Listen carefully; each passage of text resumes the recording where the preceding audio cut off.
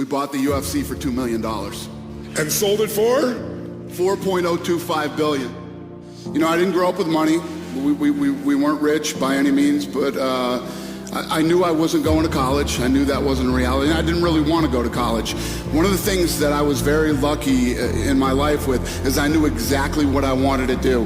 From the time I was a young age, I knew I wanted to be in the fight business, and people thought I was crazy. I worked in Boston at a place called the Boston Harbor Hotel. I was a bellman in there. I was 19 years old. I made good money. You know, there's some guys that get those jobs, and those are the type of jobs they you know, they're lifers. They want those jobs forever. And it's a good job. It's not a bad job. It just wasn't for me. And I was literally standing in the lobby one day, and I'm like, what the hell am I doing here? What am I doing here? This isn't me. This isn't what I want. And I walked out the front door, and one of my good friends, he's still one of my good friends today, who was the doorman, says, what are you doing? I said, I'm quitting. And he's like, what? What are you gonna do? I said, I want to be in the fight business. He said, that's the dumbest thing I've ever heard in my life. And he's glad I didn't take his advice. First of all, when you have a business idea, there's always gonna be detractors and people that think, you know, it won't work. You're always gonna have those people around you and in your life, even when you're successful, believe me. It gets worse when you're successful. When you get out of bed every morning, right, you get up out of bed, life is standing right there to kick you in the face. Ready, leg cocked, ready to go to kick you in the face. Because every day when you get up, bad shit's coming at you, right?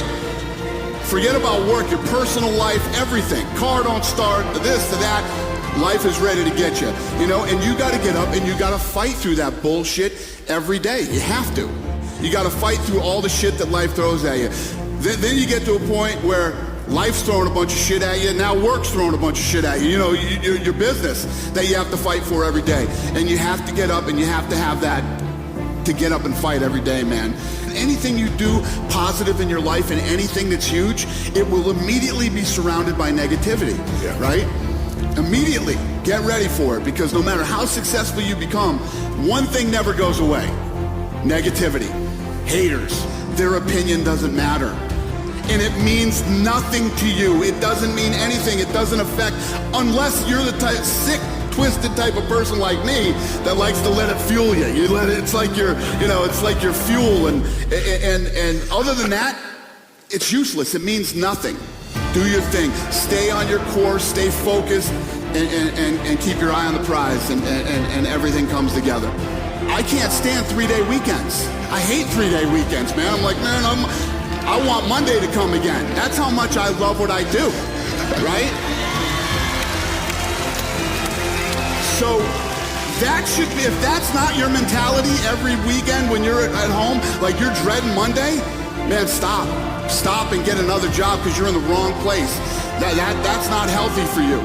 And at the end of the day, it's really about that you love what you're doing, and it's about the journey, the people you're doing with it, that you're having fun, you're getting up every day, and you're all working toward the same goal, whatever it might be. It's a very fulfilling feeling. It really is a very fulfilling feeling, because I've been where most people have been. I've been in the shitty job that you're just trying to pay your bills and you're trying to make ends meet, and you're miserable. You're doing it because you have to do it, because you have to pay your bills, because you need money. Once you break out of that and you find what it is you truly love to do, it's really not work. It's actually fun, and you enjoy every day of your life. From what I've learned, and as I look back on my life, everything in life is about timing. Yes. It really is about timing, the right time, the right place, the right everything. And I also believe that you create your own timing in life too. What's the worst thing that can happen if you try? If the day that I walked out of that hotel, right, and I went to do this, it doesn't work out, I can go back and be a bellman again whenever I want to. You can always go back and do that. The worst part is not trying. You have to try. Nobody's ever going to do anything without trying. That's right. Last and question. Guess what? It's never the right time. It's never the right time. It's like, I can't now. I got this truck I just bought. I got payments on this friggin' thing. You know, I got this. If you do that to yourself, you'll never do anything. Forget the truck. Forget this. Forget that. Go for it. Just go for it.